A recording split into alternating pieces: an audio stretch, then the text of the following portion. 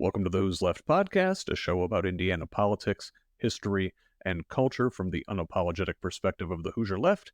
My name is Scott Aaron Rogers, and I'm recording from Bloomington. So, here at HoosLeft, I've introduced you to a number of recurring villains, like the Joker, the Penguin, and the Riddler. To our Batman, these characters pop up again and again as the good people of Indiana try to move our state forward in the face of their malevolence. Our stable of scoundrels includes the Charlatan, alias Pastor Micah Beckwith, the Inquisitor, aka Attorney General Todd Rokita, and Governos, the hellhound of Naptown, a three-headed beast comprised of Mitch Daniels, Mike Pence, and Eric Holcomb. Very scary. Back in February of this year, in discussion with Indianapolis City County Councilman Jesse Brown, we met another scofflaw, the puppet, otherwise known as State Senator Aaron Freeman, whose superpower is absorbing heat. Heat which would otherwise be directed at his benefactor and longtime contributor, car dealer Ray Skillman. Like the Batmobile or Wonder Woman's invisible jet, the puppet even has a signature vehicle, a Corvette gifted to him by the auto magnate. The puppet once again serves as the villain today. In that February episode, Brown promised to help find and fund a challenger for Freeman's Senate seat in the 2024 general election. Stepping up to fill that role is a new superhero, the Knockout. Katrina Owens, K.O., see what I did there? Is, and now I'm reading from her website, a quote, mother, woman of faith, dog lover, and a passionate community activist who has dedicated her life to serving the people of Indiana. With years of experience working in public service roles and advocating for her fellow Hoosiers, Katrina is the best candidate to represent District 32 in the Indiana Senate. As a proud native of Indianapolis, Katrina understands the unique challenges facing her community and is committed to fighting for the issues that matter most to her constituents. From advocating for human rights, improving access to quality education, to creating jobs and promoting economic growth, Katrina has the experience and vision needed to lead Indiana into a brighter future. End quote. In the following interview, we will talk about her work in the community and how her diverse experiences prepared her for a role in elected office. We'll dive into each of her three focus areas: human rights, economic security, and infrastructure, and how they are inextricably entwined. We'll also discuss the challenges her campaign faces and her vision for Indiana's future. Now, before we turn to that conversation, please consider supporting HoosLeft with a financial contribution. I currently work as an independent craftsman during the day and work on this project whenever I can. There are so many more things I want to do here at HoosLeft. More campaign finance research, more live hangouts. We just had our first one the other day for the Harris-Trump debate. It was a lot of fun. And a daily episode, if we can get there. But I need your help. If you can, visit scottaaronrogers.substack.com and subscribe at the paid level. For $5 a month or $50 a year, you can help me push our state in a better direction. And maybe, if we reach critical mass, I can put down my tool belt and devote my full time to you, to this project, and to Indiana's future. So, if you have the means, pause right now, go to scottaaronrogers.substack.com and subscribe at the paid level. And while the best way to help this project is monetarily, if that doesn't work for your budget at this time, you can still help. Subscribe at the free level over on Substack. Set your favorite podcast player to auto-download new episodes of the show. Rate and review the show on whatever platform you use. This trains the algorithm to help new people find us. Follow me on social media at facebook.com/HoosLeft. That's HOOS left. I'm also on Blue Sky, YouTube, and TikTok at the same handle. On Instagram, Threads, and Twitter, I'm at ScottRog78. That's SCOTTROG78. And on Mastodon at ScottRog78 at Hoosier.social. Please subscribe on whichever platforms you use and send me a DM to discuss ideas for the project. But most importantly, share our message. Forward the articles to friends, family, and colleagues. Don't just like, but share on social media. Invite others to our little corner of the Indiana left. I might be the guy with the microphone, but I try to take this thing where your input leads me. So please, be generous with feedback, good or bad. I value it all. To those who have joined this community already, especially those paid subscribers, thank you so much. I am honored by your support. And to everybody, thanks for listening. Now here's my interview with Katrina Owens. Katrina Owens, welcome to the Who's Left podcast. Hi, good evening. Thank you. Thank you for having me. Glad to have you. So, now, Katrina and I have met before. She had a fundraiser hosted by Indianapolis City County Councilman Jesse Brown in April, and for you, and I was there at that, and then we attended a training the next day together, and I was just really impressed by like how much you had your stuff together and how prepared you were, and you were just on top of it, and I wish I could be half that on top of it. Oh, I appreciate it. Thank you so much. Well, I try to be. I don't know how not to be ready for what it is that I'm doing, what I signed up for. So, for a living, I've been a consultant and an entrepreneur, right?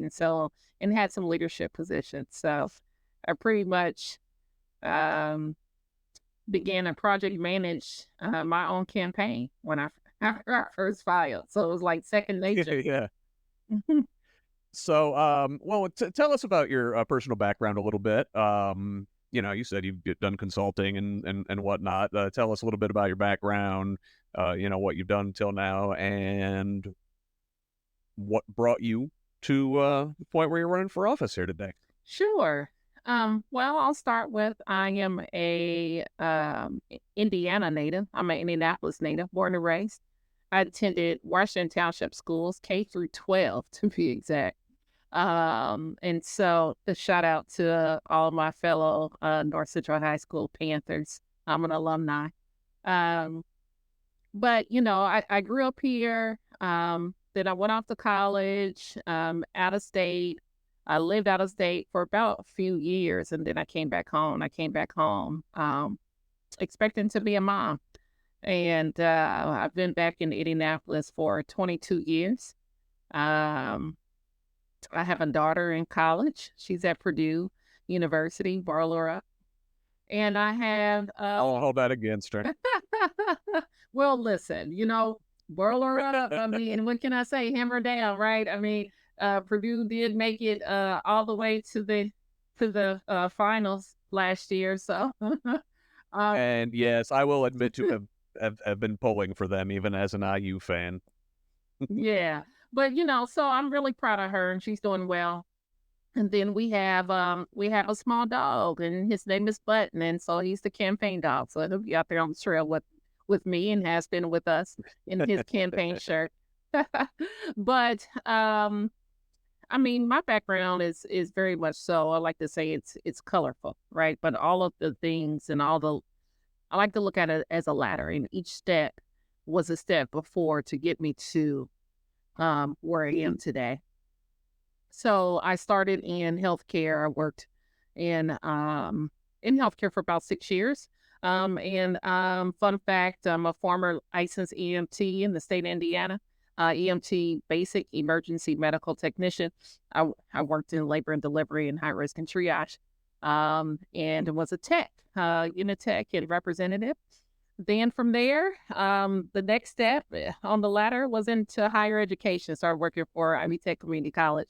Was hired inside the School of Health, right? And then from there, kind of moved up within the organization and the institution to academic affairs, director of academic affairs, former college registrar. I started teaching as an adjunct faculty member as well, I've been an adjunct faculty member for over 10 years. I've taught more than 30 course sections, including psychology, human services, and some business administration courses.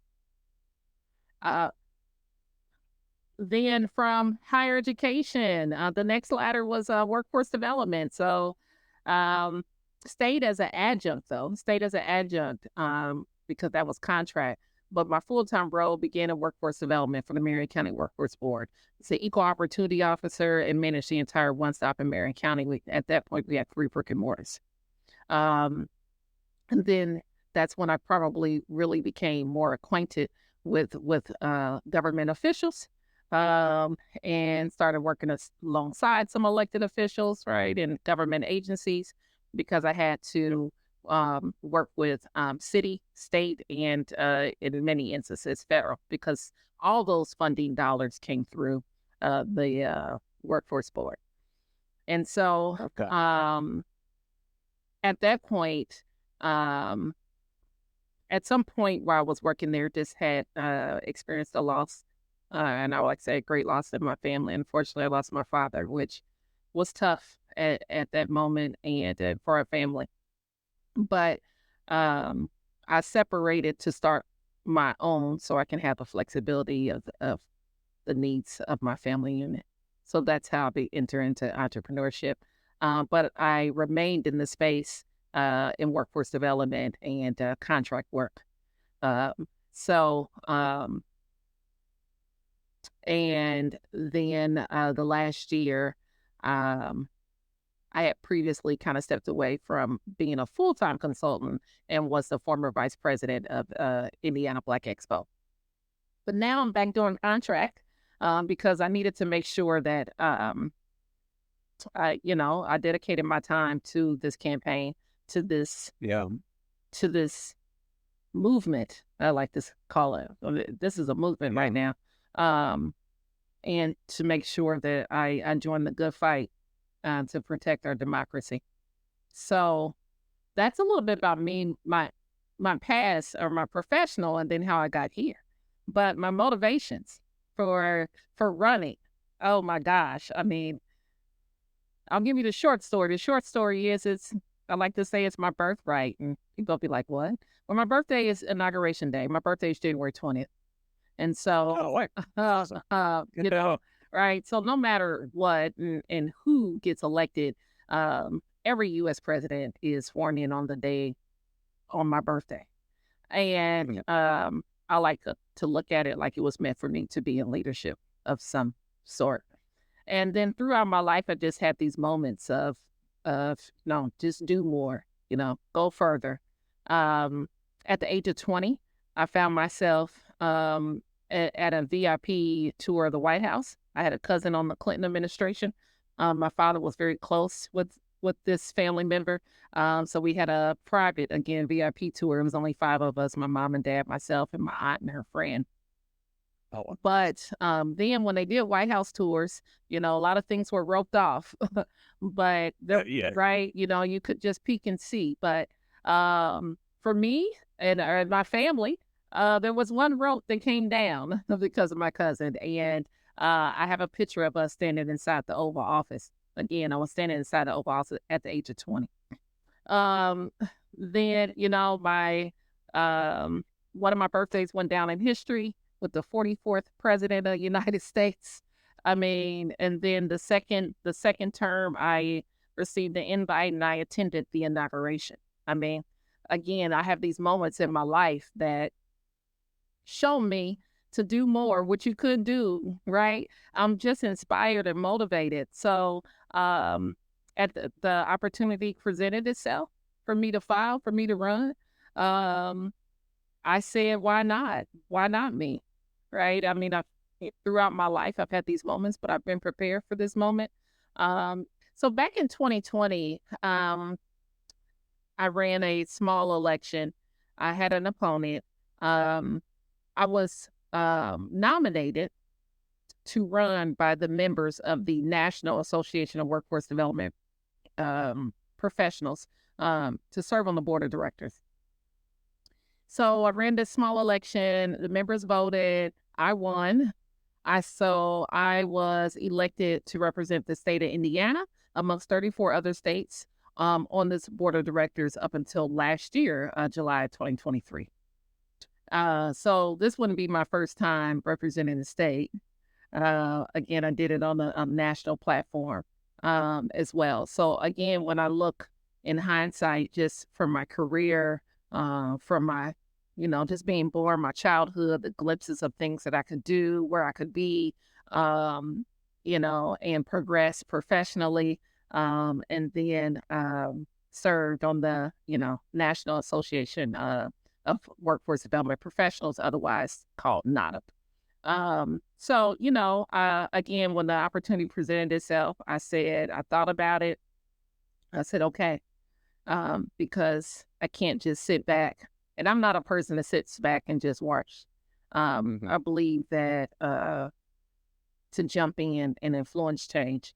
And my sole purpose in this life, Scott, is to really pair my mind with my heart to solve problems. And so that's just who I am at my core. And I'm going to continue to stand for change.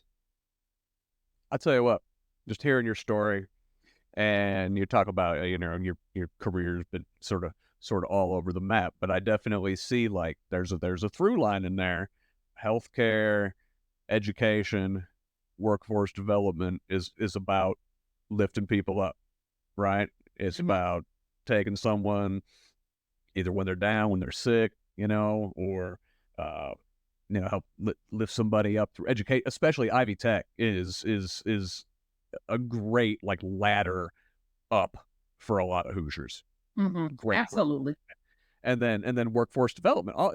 It's lifting people up, and it's like almost, you said you got birthday, these times when things just worked out right, where you were in the right place at the right time. It's like you're called to lift people up and keep going to lift more people up.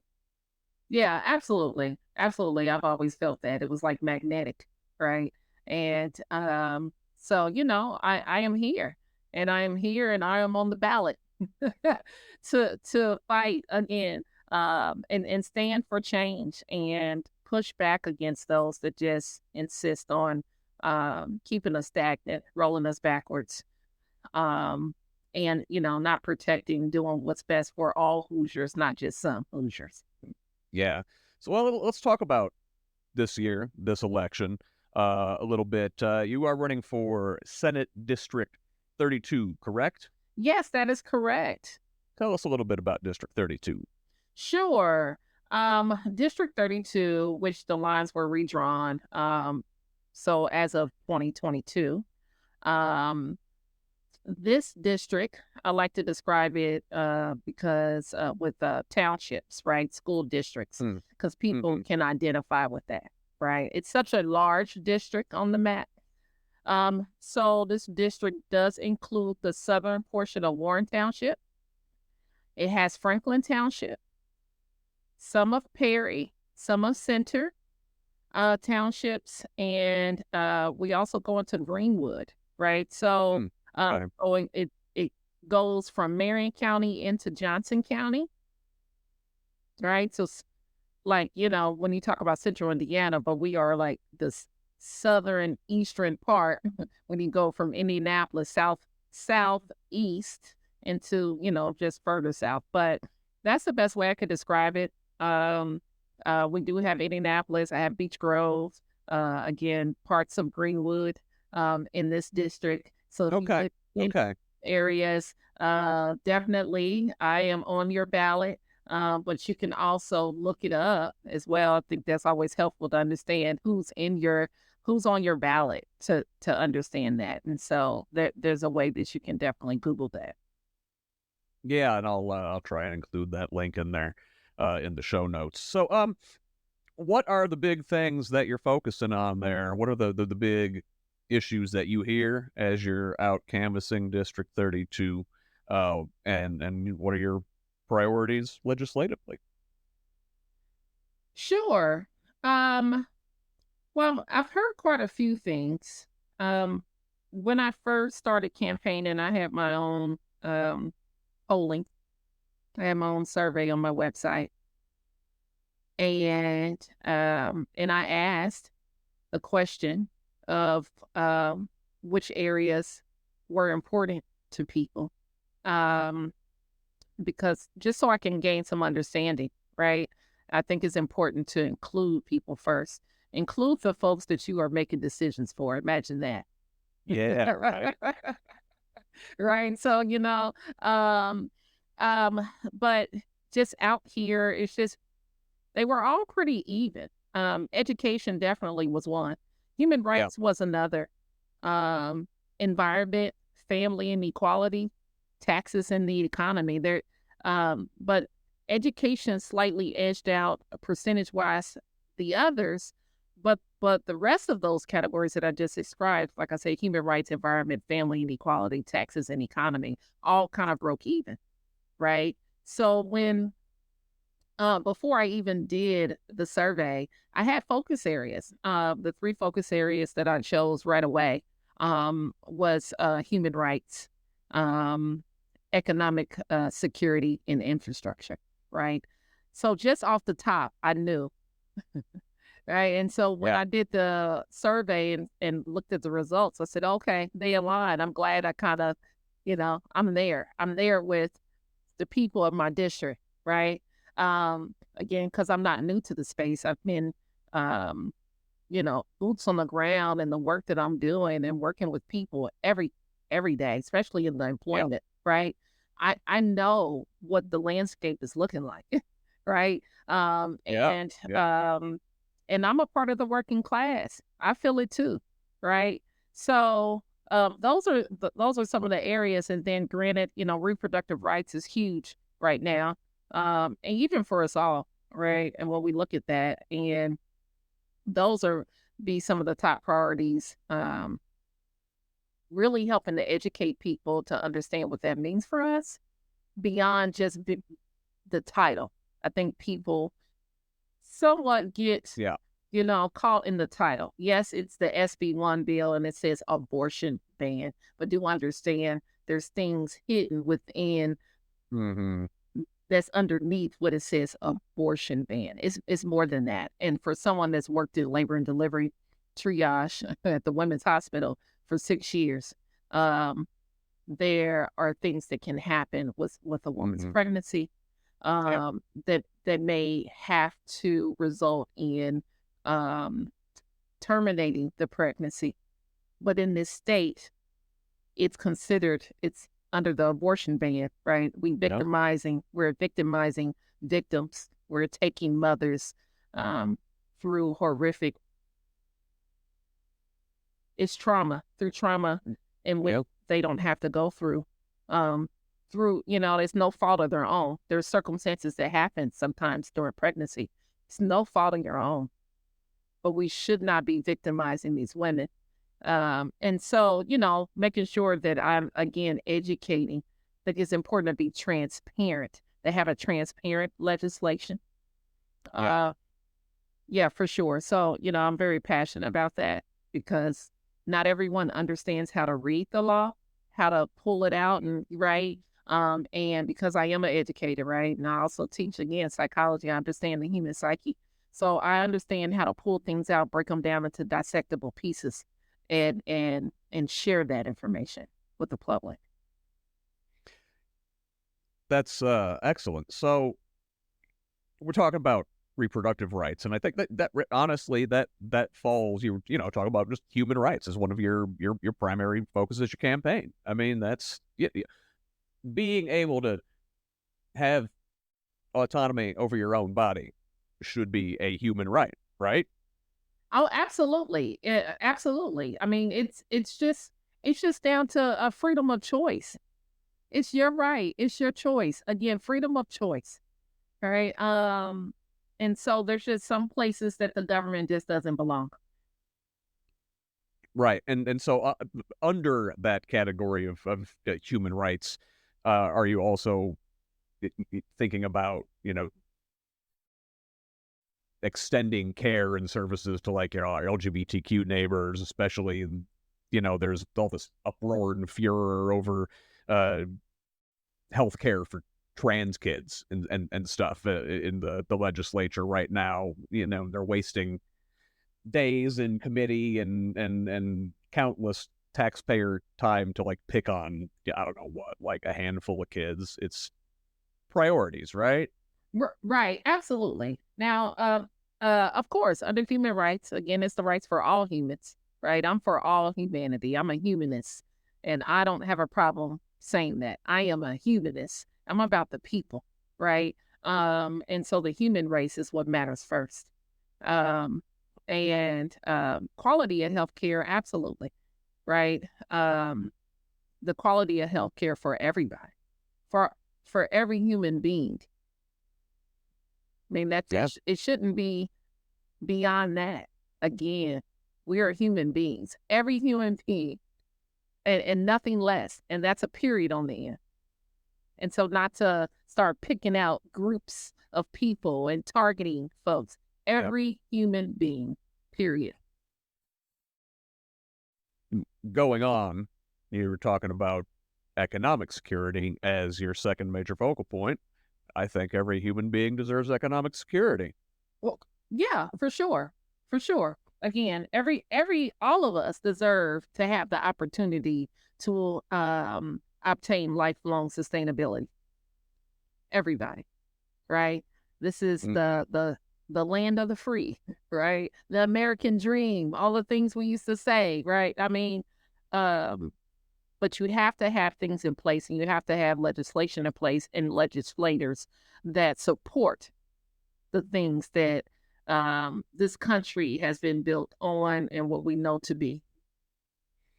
How are our current Republican legislators, are the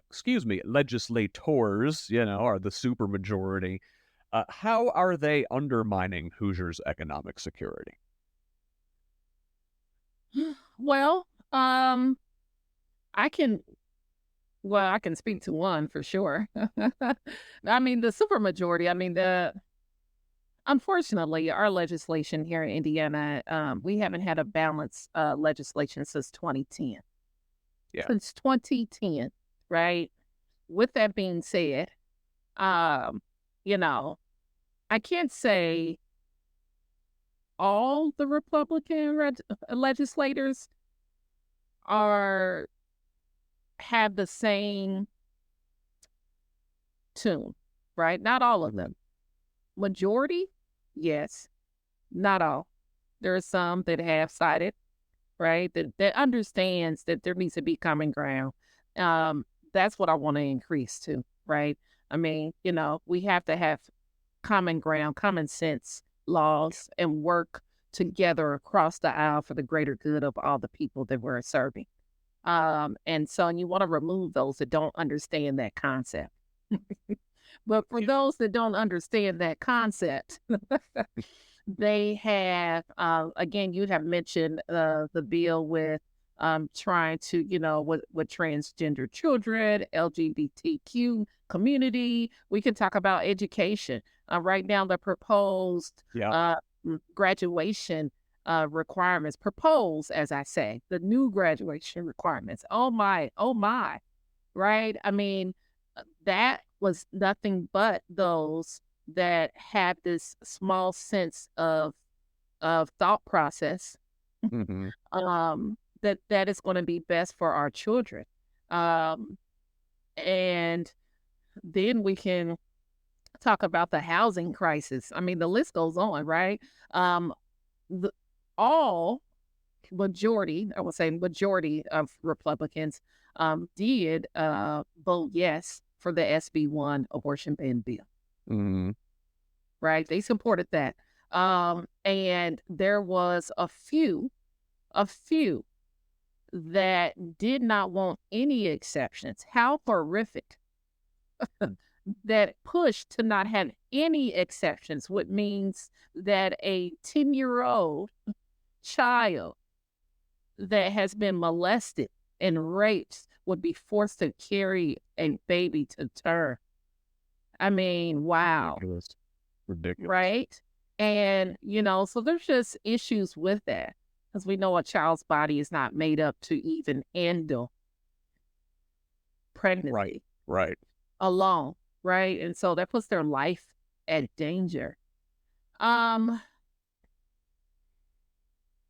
the access to healthcare, the amount of providers that we have in this state, the clinics that we have in this state. I mean, it becomes a domino effect. And, not to keep hitting the nail on the head with the whole abortion ban, but, I've been even impacted, right? So my OBGYN is not practicing here in Indiana anymore. I got that call a month ago, Yeah. Yeah. right? So They're packing up and leaving. they are leaving, which means so the access to a physician, then there's going to be wait lines. Then there's again, I mean, the quality of healthcare starts to go down because now you're waiting to be right. It begins a domino effect if people don't understand and truly take the time to make well-informed decisions before we say yes and pass a bill. It sounds like 15 years almost now of exclusive Republican rule in Indianapolis has touched just about every aspect of Hoosiers' lives negatively. We're talking about the abortion issue. Even just if you look at it purely economically, if you can't plan your family the way you want, that doesn't put you on good footing for economic security.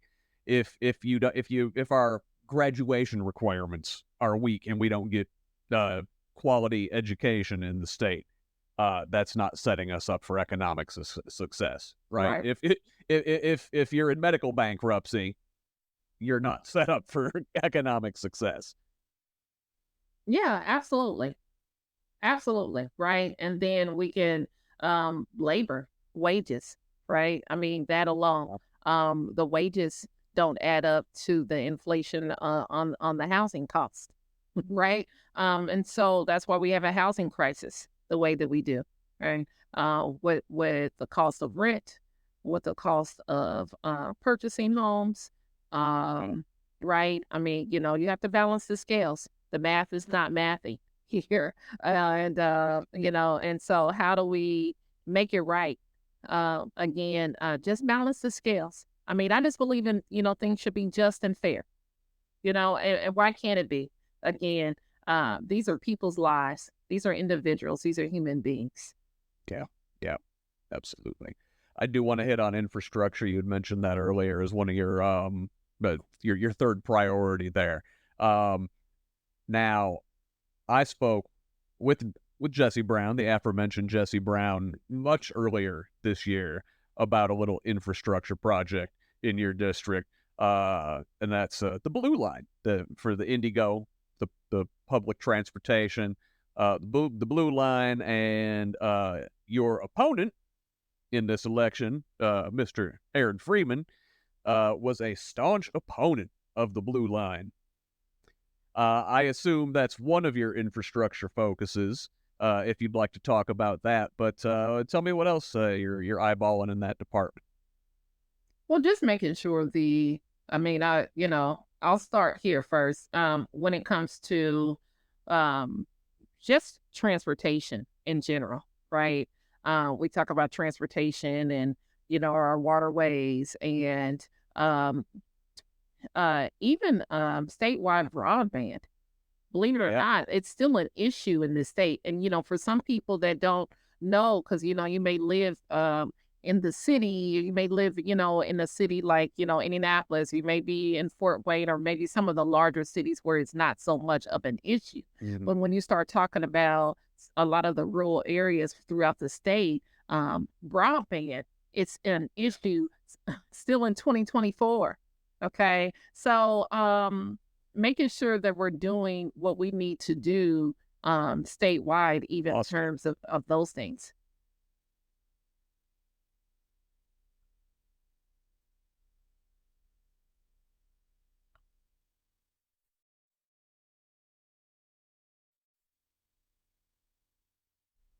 As I'm talking about statewide broadband, clearly is mine. Yeah. Right. It's funny. Irony. Like, Yeah. no, like they're tapping in. Like they're tapping in. It's like I thought I had decent So, broadband out there, you know? right, well, maybe not. So we need to address the broadband statewide, like I was saying. But so public transit, uh, you know, Yeah. statewide, we need to improve our public transportation anyway throughout the state.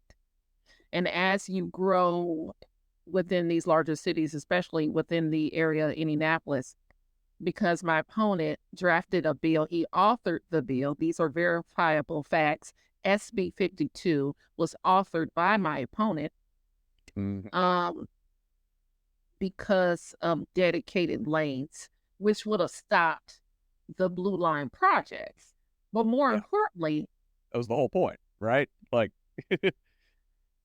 more importantly, it was $230 million. Let me repeat, $230 million worth of infrastructure cost that bill put at risk. And that's a problem. that's coming from the federal government, right? $230 million infrastructure costs at risk. Now, $10 million had already been invested in the project when the bill was offered. Now, more than 50, back in 2016, there was the BRT, the 3 lines for the BRT, which is the bus rapid transit, where voters had the opportunity to vote. Okay. So more than 50% of Marion County residents voted yes to the 3 lines of the BRT. So the second issue, not with just putting that much money at risk, the second thing, and really more importantly, is that the voters chose yes to the project. And we should have put a period on the end of that. Yep. Right? Yep. The voters chose, they said yes, period. And to leave it alone. But no, my opponent chose to go against what the voters chose, right? It was their right to choose. And it was just blatantly disrespectful, right? And ignored even constituents in this district that said that's what they wanted. Yeah. And so, people just need to decide if that's a legislator they want to continue to have, because that's not who I am. Again, the first thing I did when I filed was create a survey because I wanted to hear from the people, right? Respect what they say and what they want and what they need, right? Yep. And so, because I also come from workforce development, as I talked about, even working in higher education at the community college, one of the barriers to employment is transportation. Yes. Okay. Yes. That's one of the top 3 barriers to employment in this state, in this city, is transportation. So to try to stop someone's barrier to any job, to better job, to a career is a problem. And then they're going to complain when people don't have a job or they can't get to their job and they need a hand, and your opponent and others in his party smack that hand down and say, go get a job. Yeah, for sure. For sure. And I'll say this publicly. I mean, I was trying to figure out what the true motivation for that was. It had to be more than just dedicated lanes. But, and this is all public record, if you do a little dive in, you'll see who the top donor for my opponent is. And then you begin to say, okay, that's why you went to bat so hard to stop an expansion of a public transit project. Yeah, and we've talked about that here in this space a little bit before. Aaron Freeman's biggest donor is Ray Skillman, the big auto dealer down here in Indianapolis. Stock them deep, sell them cheap. That guy. Yeah, he's buys his state legislators too. Must stack them deep as well. Well, but again, there's another um example of small mind thinking, because the expansion of bus transit doesn't mean the decretion of car sales. And also, yeah, it's a huge boon for economic development. Like, they're not thinking of all the potential down the road. It's just me and my bottom line right now. Right. Absolutely. Well, so in addition to all of Mr. Skillman's money, what's a big obstacle you're running into in your campaign? What kind of challenges you facing? I would just say the biggest challenge, even right now, is just reaching, the entire base that I need to reach. Um, and, you have to have dollars to Yeah. do that. That is probably the only challenge right now. However, because I have a entrepreneur mindset, I'm a strategic Mhm. thinker and doer, right? You know how to do a lot with little. Also, I'm a single mom, so, and because I raised a child, so Yeah. you Yeah, know like, what to do, right? You mhm. know how to, you know, take the lemons and make lemonade. So that's exactly what we're doing. And um, your vote is free. That costs you nothing, right? Yeah. So Right. yeah, as long as I'm reaching the people, I can win this. I know I can. This district isn't as red as people believe. And also, just because, there's some folks that have voted red, that doesn't mean that they're going to vote again. I mean, understanding what my opponent has already put forth, people, sometimes, it's only so much you can put up with and ignore, right? And Mhm. at some point, people begin to take a stance and say enough is enough, whether you belong to the party or not, right? Yeah. Enough is Yeah. enough. Right is right and wrong is wrong. And that's what simply this is right now. So whether you are again a strong Republican or a strong Democrat, just vote for what's right, and you know what's right. And in this instance, um you can look at the history of the things that my opponent had pushed forward, and we just described of the few and in this last session Mhm. with the whole SB 52. That was just enough is enough. And so we have to just put a stop and replace those that do not include um, and make decisions that is best for all people and not just their personal gains, right? They can go Right. do that somewhere else, but it doesn't belong in our state legislation. Yeah. Yeah. Absolutely. So let's say we're successful in November, and we show Mr. Freeman the exit. What's what's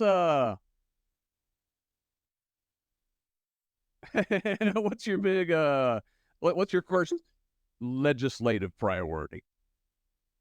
Like, what's the first bill you're going to introduce?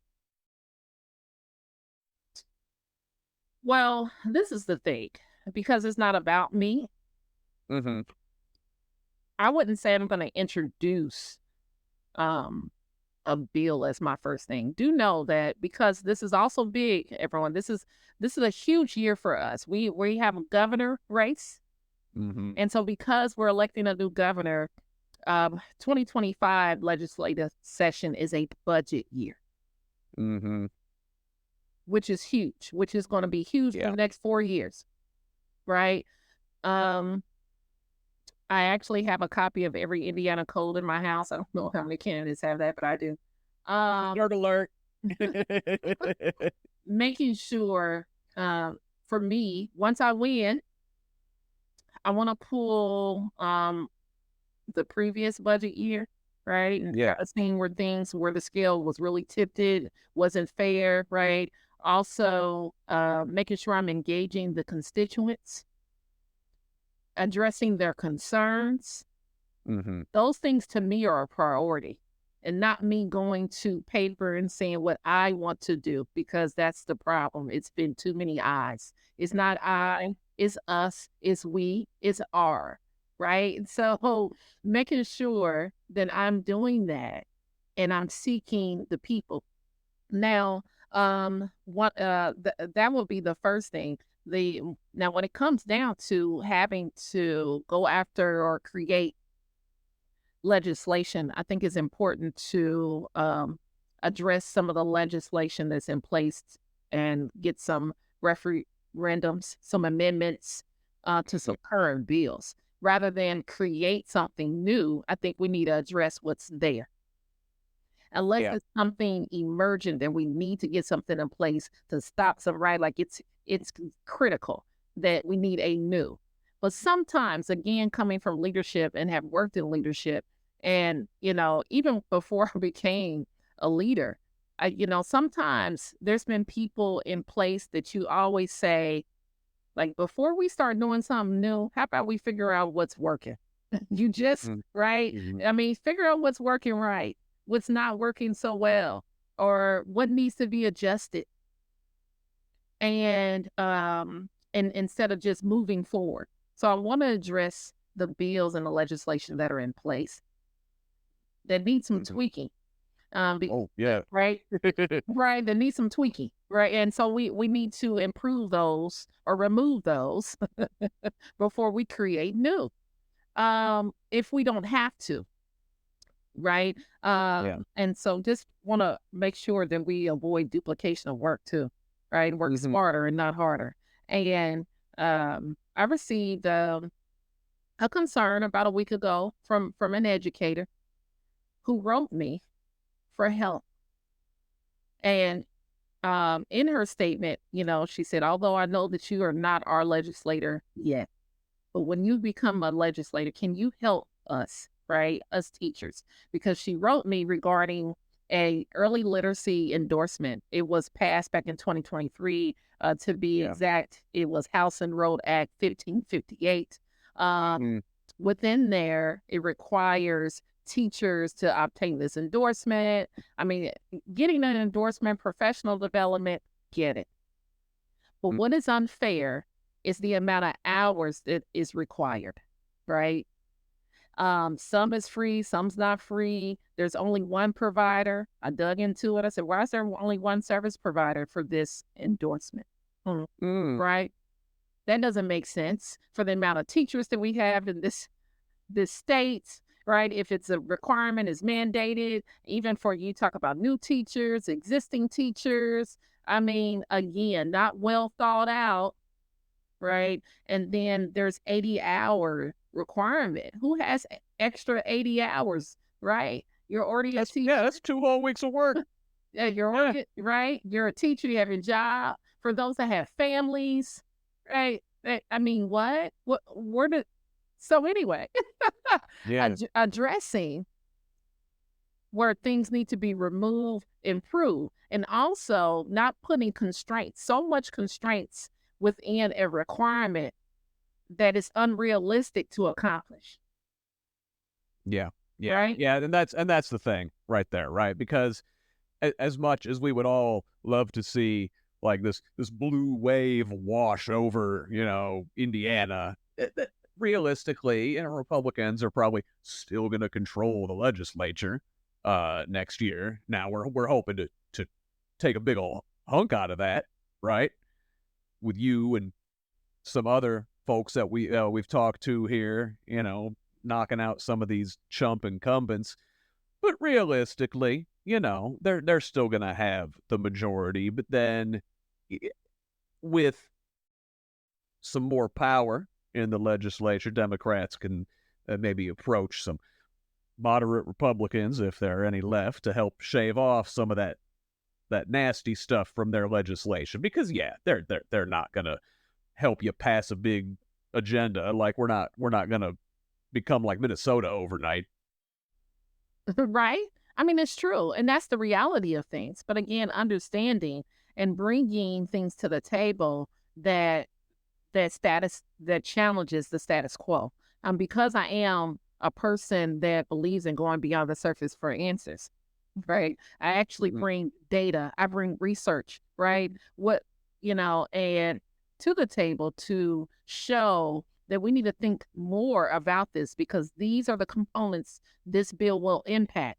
How this impacts a person. Have you thought about that? How are they supposed to accomplish this, right? How are they supposed to pay for that? I mean, having those conversations, right? And having someone at the table because everything that I do, as I described earlier, because I understand the human psyche, everything goes right Mhm. down to the person, right? Maslow hierarchy of needs is a real thing.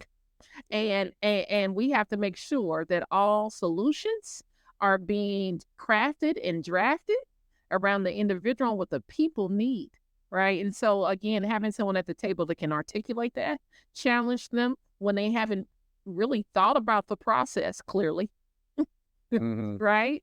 Um, and then we can, together, right? Then craft the law, right? I mean, because again, I'll be 1% in the room, right? Yeah. Maybe, right? 1 to 5%, and I mean, especially in the subcommittees, right? Right. But making sure that I speak up so we can cross off and pare down the unrealistic expectations, right? Yeah. Um, before a bill gets passed. What's if we zoom out just a little bit, pretend uh we could see into the future. What does your vision for like Indiana, say 20 years from now, look like? No, 20 years from now, I think, 20 years from now, optimistically, I think I am hopeful that it will have had a lot of growth, a growth and been and in progress and progression in terms of our economy, right? We have um grown businesses, we've attracted new businesses, right? We uh have been able to retain talent in this state. That's another thing I'm passionate about. I come from Yeah. workforce development. Like I said, my daughter's in college. When she graduates, right? I mean, Yeah. and all those young people that come to our state to attend higher education, we should have things in place that retains them in our state, right? So retention of talent, and even if you graduate high school and don't go off to college, we still need to retain you. We need to retain our young people when they are making decisions in their career, right? Whether it's apprenticeship, or again straight into the workforce because right now they have so many options. They could leave. And the way Mhm. things are and the way our legislation is right now, we're not protecting our young folks and they're going to leave. So 20 years from now, I am optimistic and hopeful that we can put things in place with the right people in the seat to build framework for this state, future frameworks, Mhm. because we want to Yeah. remove the people that continue to want to rebuild from the past. You can't do that. It's 2024.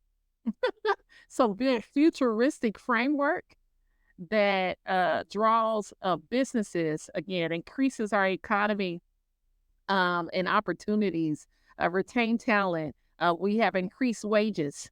The housing crisis has decreased so much, right? Because there's a balance in the scale. I mean, Mhm. the cost of labor and wages are up, so therefore you can afford to live, right? Yeah. Yeah. And secure housing. Also, address our homelessness population. And then, gun laws, for Christ's sakes, gun Mhm. safety. I mean, it's just most important. I mean, really, where that's another factor in why young people will leave. We're not keeping them safe. They Right. shouldn't be fearful to go inside their schools or on campus or in their neighborhoods, down their streets because of gun violence. So hopefully, again, in 20 years from now, we have a strong, better, robust state of Indiana where Hoosiers are protected. And so that's what I see. Very good. So, Katrina, we're coming on here toward the end. What did I miss? What's one thing you want to make sure we get in there? Well, I am actively campaigning, so I am fundraising, right? So please, if you like what you heard today, definitely I could use your support. My website is owens4in.com, and you can click there to donate. We need volunteers. If you want to just help out, you can still go to owens4in.com and sign up to volunteer. If you live in this district, please consider me for your vote. November 5th, but you don't have to wait till November 5th. Early voting starts in October. So again, early voting starts in October. You don't have to wait till November 5th to vote. And so please, again, consider me for your vote. The time is now for us to take back our Hoosier state and to make sure that we enforce change that's better for all of us here in Indiana. Wonderful. Katrina Owens, thank you so much for joining the HoosLeft podcast. Thank you for having me. Once again, that was Katrina Owens, Democratic candidate for Indiana State Senate District 32, which includes parts of southeastern Marion and northeastern Johnson counties. Now listen, I don't believe in destiny. I think everybody chooses their own path. But different folks find inspiration all over the place, and whatever gives someone a positive purpose, I'm all for it. Katrina has found special meaning in her birthday, January 20th, Inauguration Day. This birthright, as she called it, led her up a ladder to lead, to fight for change, to lift people up. And she touched every rung on that ladder, learning new skills, new techniques, new methods of leadership. And most importantly, she understands that when you reach the top, the job is not finished. If you've made it, if you're doing okay, you're obligated to help the next person up. It's like returning your cart or holding the door open. It's just basic human decency. And Katrina's areas of focus square perfectly with the theme of lifting people up. 1. Human rights, where all people deserving of the same unalienable civil liberties. 2. Economic security. We take care of everybody's basic needs. And 3. Infrastructure. We give people the means for self-improvement.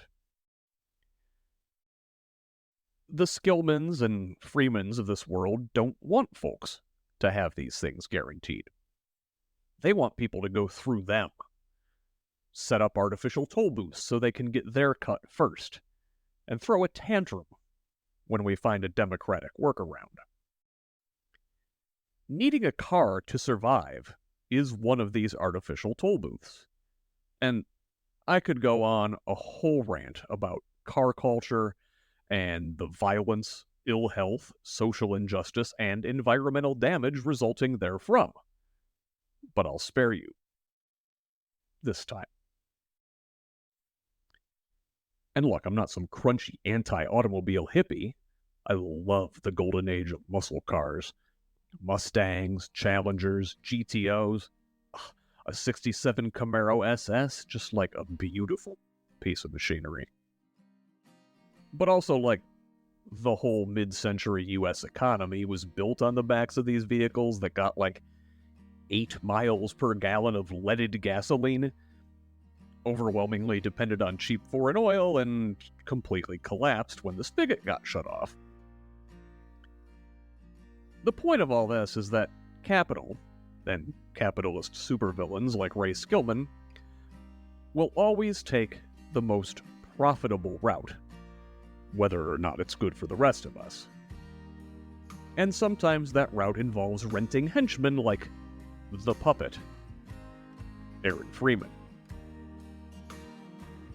Katrina Owens was born to lift people up. Who does Freeman lift up? His donors? And himself? Just living that sweet 80s life, top down, wind in his hair, not a care in the world. Particularly for his constituents. Is that what we want out of our public servants? I think not. Let's hit him with a KO this November. Thank you for listening. Thanks again to my guest, Katrina Owens. Find out more about her at owens4in.com. That's Owens, the number 4in.com. Volunteer. Donate. Help her however you can. And if you're feeling extra generous, after you've contributed to Katrina's campaign, head over to scottaaronrogers.substack.com and help support this project with a paid subscription. That's where you'll find everything I publish, but you can also find me on Facebook, Blue Sky, YouTube, and TikTok at HoosLeft, and on most other social media sites at ScottRog78. My DMs are open for feedback, tips, ideas, and concerns. You can also email me at scottrog78@gmail.com. Forward the show to a friend, and have them forward it to another friend. Let's keep building this project and a more democratic Indiana. Until next time, this has been the Who's Left podcast. I'm Scott Aaron Rogers. Love each other, Indiana.